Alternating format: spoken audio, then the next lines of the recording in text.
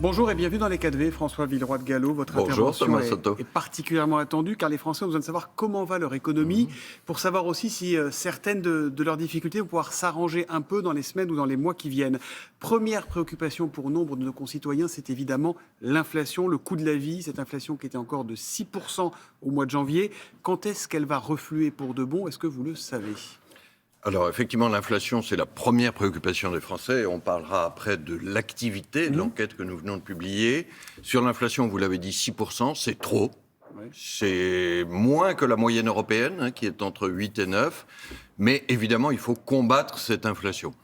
Alors, par rapport à cela, nous devrions connaître le pic de cette inflation là, dans le semestre. Et l'inflation va commencer à décroître en France. Donc après l'été, à partir de la mi-année, même, je pense, à partir de juin. Il y a une deuxième chose, je veux dire, qui est très importante pour ceux et celles qui nous regardent, c'est que nous allons ramener l'inflation vers 2% d'ici la fin de l'année prochaine ou début 2025. Ça, c'est pas seulement la prévision de la Banque de France et de la Banque centrale européenne, mais c'est aussi notre engagement, parce que nous sommes responsables par ce qu'on appelle la politique monétaire, par notre action. Quand on dit 2%, c'est la stabilité des prix. Voilà, c'est la définition que nous donnons de la stabilité des prix. C'est, si vous voulez, l'inflation, c'est un peu la température de l'économie, comme 37 degrés, c'est la température du corps. 2%, c'est la bonne température de l'économie. Donc le pic en juin, après ça le pic décroît. D'ici juin, ça sera peut-être même avant. Et ensuite décroissance. Mais il y aura peut-être un effet d'optique parce que l'inflation, on la compare sur un an. Ça veut dire que quand on va donner l'inflation au mois d'avril, de mai, de juin, de juillet, on va comparer avec des mois où elle était déjà très élevée. Ça veut dire que les prix vont baisser ou qu'ils vont augmenter moins vite? Non, ça veut dire que les prix vont augmenter moins vite parce qu'effectivement, l'inflation, c'est un pourcentage d'évolution. Alors certains prix vont sans doute baisser. On voit le prix de l'énergie, par exemple, pour certaines composantes de l'énergie, qui a commencé à baisser par rapport au plus haut. Le pétrole, le gaz, vous pensez à quoi ? Quand on mesure l'inflation, on mesure à travers l'ensemble de l'économie. Et il y a eu, c'est vrai, d'abord un choc énergie, et ensuite une généralisation. C'est pour ça, d'ailleurs, que nous, avec la politique monétaire, nous devons agir. Sur les prix de l'alimentation en particulier, est-ce que vous avez des projections ? L'inflation, là, elle est à 13,2%. Oui, sur les prix de l'alimentation, il y a eu d'abord un choc sur les prix de l'énergie et ensuite sur les prix de l'alimentation. Et c'est évidemment très sensible pour les Français, pour nous tous, comme consommateurs. Alors, ils vont rester relativement élevés sur les prochains mois et ensuite, ils devraient baisser progressivement. À partir de quand ? Là aussi, je pense à partir de l'été. Bon, maintenant, il y a des incertitudes dans la phase où nous sommes. Donc, je ne vais pas vous faire de pronostics précis. Je redis cet engagement sur l'ensemble des prix, des biens et services, retour vers 2% d'ici fin 2024-2025. Ça, c'est une perspective très importante. On a appris cette semaine que la France avait connu l'an dernier, en 2022, le pire déficit commercial de son histoire, une balance négative de 164 milliards. Il y a ça, il y a l'inflation, il y a tout le reste. Dans ce contexte, quelles sont vos prévisions de croissance pour cette année, monsieur le gouverneur ? Alors, on va commencer par la photographie, Thomas Soto, c'est-à-dire que les hommes et les femmes de la Banque de France qui sont sur le terrain, dans l'ensemble des départements, interroge chaque mois 8500 entrepreneurs, y compris des PME et TPE, pour vraiment savoir où en est l'économie française. Et nous venons de publier cette photographie, qui est, je crois, le meilleur thermomètre depuis 3 ans d'incertitude. Le Covid, l'Ukraine, le choc énergétique, c'est le meilleur thermomètre de l'économie française. Ce que nous voyons aujourd'hui, c'est que l'économie ralentit, comme prévu, mais qu'elle résiste. Et il y a même un phénomène assez frappant, c'est que mois après mois, quand on interroge les entrepreneurs, quand ils regardent devant, ils restent marqués par les incertitudes, et même certains les inquiétudes. Par contre, quand on regarde le mois qui vient de se passer, ça se passe mieux que prévu. Ça se passe pas si mal. Et donc, si je prenais une image, je crois que notre santé physique, c'est-à-dire ce qu'on constate, est meilleure que notre morale. Alors, je reviens à ma question. Est-ce que vous envisagez une croissance ? Et si oui, quelle croissance pour cette année ? Tout à fait. Vous vous souvenez qu'à l'automne dernier, on craignait beaucoup la récession. Oui.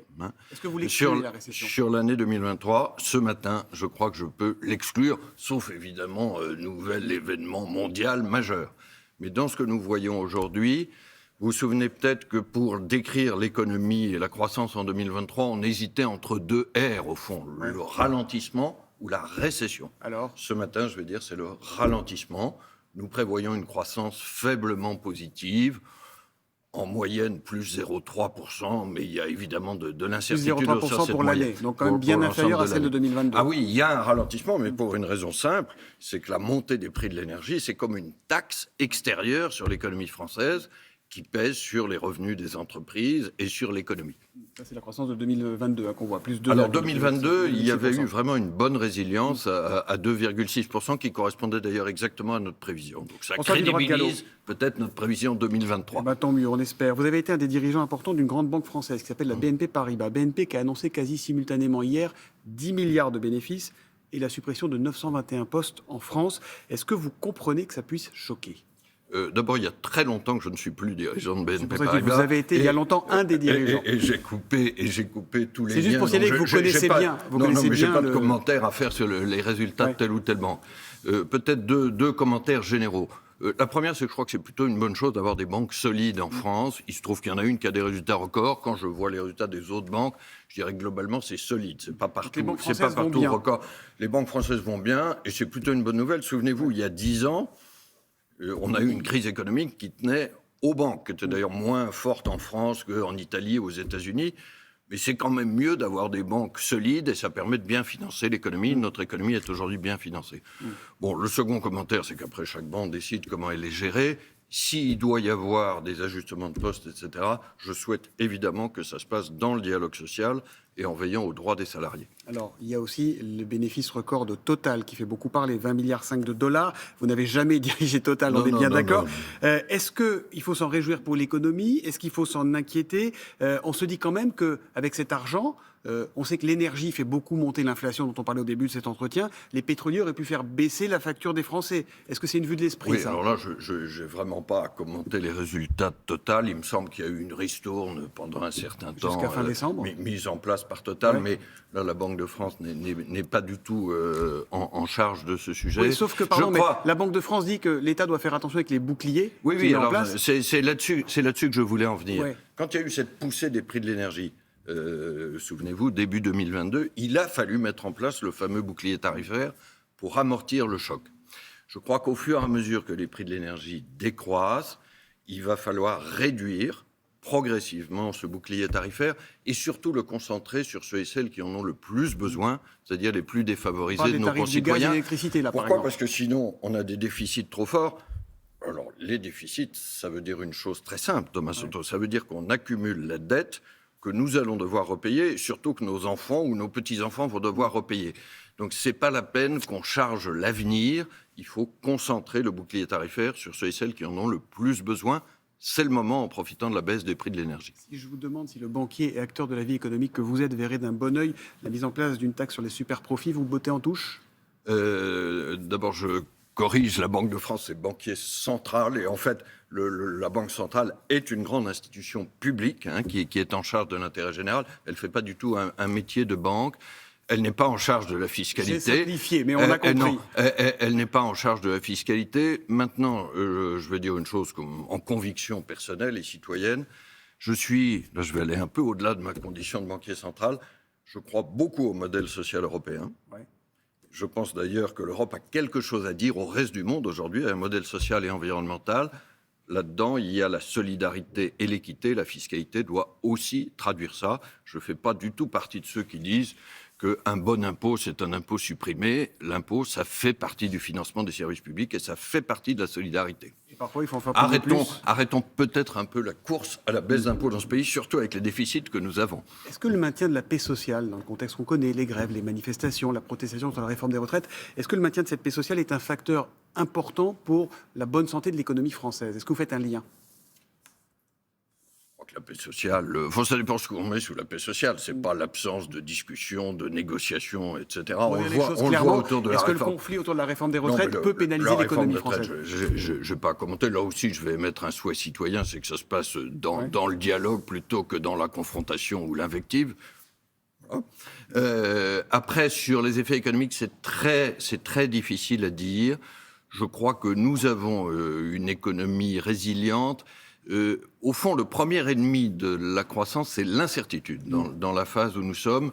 Donc je crois que si on peut donner des caps de confiance et garder, Thomas Soto, des repères de long terme, la chose dont je me méfie le plus aujourd'hui pour l'économie française, c'est peut-être pas un dialogue social un peu tonique, il doit avoir lieu dans une démocratie. C'est le court-termisme, c'est-à-dire qu'on se concentre sur la polémique de la semaine et on oublie de se tracer des caps. J'ai donné un cap de réduction de l'inflation, je crois qu'il faut qu'on ait un cap de réduction de la dette publique. Et à partir de ce moment-là, il faut le dire très clairement, nous, Français, nous avons beaucoup d'atouts pour résister au choc ukrainien, à la crise. Ayons peut-être un peu plus confiance en nous-mêmes. Rapidement, vous avez un régime spécial de retraite, vous, à la Banque de France. Il est prévu d'être supprimé par la réforme des retraites. Vous y êtes favorable à cette suppression ou pas? J'ai dit que non. Et je l'ai dit pour une raison très simple, et je suis heureux de pouvoir le souligner ce matin, c'est que ce régime ne correspond à aucun privilège des hommes et des femmes de la Banque de France. Ils partent en retraite à 62 ans comme tout le monde, ils ont la même durée de cotisation, c'est simplement qu'il est provisionné à l'avance dans nos comptes. Donc en fait c'est un régime autonome et plutôt vertueux. Après, nous sommes en démocratie, c'est au Parlement d'en décider et nous appliquerons évidemment la loi de la République. Un mot pour finir sur l'immobilier. On sait que désormais le taux d'usure, qui est le taux maximal pour faire simple, auquel les banques et les assurances peuvent prêter de l'argent, est désormais révisé chaque mois et plus chaque trimestre, ce qui fait monter les taux et ce qui permet normalement de débloquer quelques crédits. Est-ce que ça a déjà des effets sur le marché? Est-ce que vous êtes inquiet sur le marché de l'immobilier en quelques mots? Sur le marché de l'immobilier, je crois qu'il faut un peu comparer, là aussi, élargissons la perspective pour voir un peu plus loin. Il faut comparer à ce qui se passe en Europe. Il y a une remontée des taux partout, donc les années exceptionnelles où il y avait d'énormes volumes sur le crédit immobilier, des taux comme on n'en avait jamais vu, ça c'est fini. Bon. Mais le crédit immobilier en France, c'est aujourd'hui le plus abondant d'Europe.